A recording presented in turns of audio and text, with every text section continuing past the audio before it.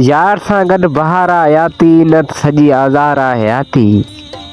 यार तोसां गॾु सुहिणी थी लॻे, तोखां परे प्यारा बेकार हयाती।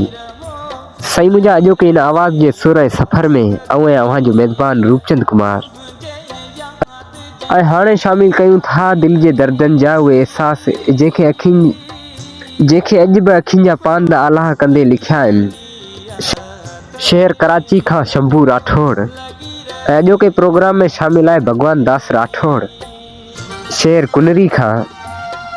ऐं अॼोके सुर ऐं सफ़र में शंभू राठौड़ जी लिखल ई दर्दीली तहरीर अॼोके प्रोग्राम जो हिसो बणाईंदासीं शहर सामारे खां। सही मुंहिंजा हींअर तव्हां मौजूदु आहियो रोशनी जी शहर कराची में। शंभू राठौड़ अव्हां लिखियो त परदेस वाक़ई ॾुखियो हूंदो आहे। इहो ॻाल्हि बि ॿुधंदा हुआसीं, पर जॾहिं अॼु पेट गुज़र ख़ातिर पंहिंजो वतन छॾे हिन रोशनी जी शहर कराची में पेट गुज़र ख़ातिर कमायूं पिया, तॾहिं सच पुछो त इहो अहसासु थींदो आहे त परदेस वाक़ई त परदेस आहे। परदेस वाक़ई परदेस आहे। पंहिंजे मुल्क हूंदा हुआसीं, उहे बनियूं ॿारा, उहे रोड ऐं रस्ता, उहे नंढपण जा दोस्त जंहिंसां कुर्ब कचेरियूं थींदियूं हुयूं। शहरनि में घुमंदा हुआसीं, ॻोठनि में घुमंदा हुआसीं ऐं बाग़नि में घुमंदा हुआसीं। मिटनि ऐं माइटनि जी शादी में दोस्तनि ऐं यारनि सां गॾु थर भिटुनि ते किंजर किनारे ऐं कराची क्लिफ्टन समुंडनि जे किनारे, मतिलबु त हर जाइनि ते जॾहिं बि घुमंदा हुआसीं तॾहिं इहो अहसासु थींदो हो, ईअं लॻंदो हो त सॼी दुनिया आहे हिते।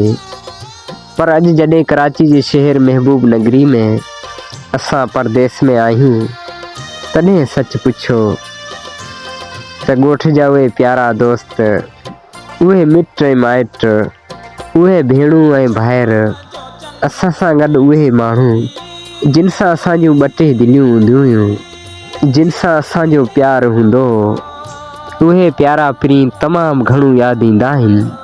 उहे प्यारा पीर जेको चवंदा हुया, शंभू राठौड़ तूं वञी थो असांखे विसारे न छॾिजा। ऐं आऊं चवंदो हुयुसि तव्हां सां त मुंहिंजूं ॿ टे दिलियूं आहिनि, तव्हांखे भला केरु विसारींदो।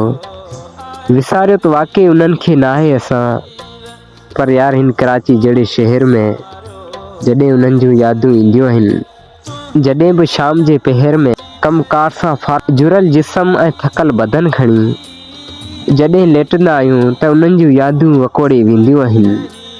हा, यादूं वकोड़े वेंदियूं आहिनि।